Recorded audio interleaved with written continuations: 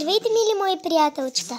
Днес в моят канал ще видим Лили и Лили. Ще бъде много забавно, защото тя днес ще ходи на гости. Ето Лили, преди малко я изкъпахме.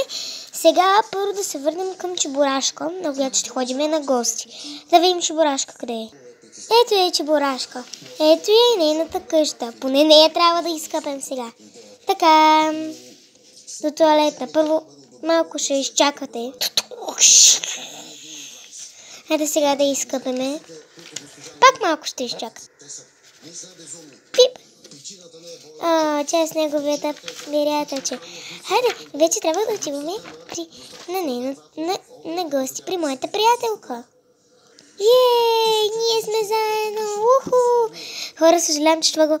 Хора, много съжаляваме, че това го правим толкова кратко. Имам само 3 минути, така че ще си играем.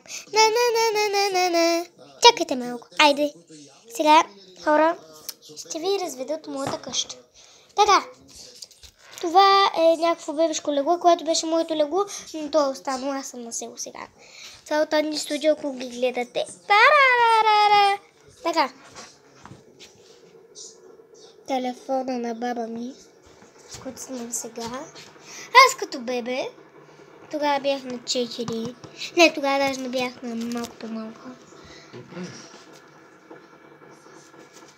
И сега ще разведем. Тук имам магнитче от където ми на Никичи. Това е моя рисунка. Обожаваме просто. Това е рисунка за баба. Това е моя рисунка също. Както и това, както и тази котка и както и това цветление.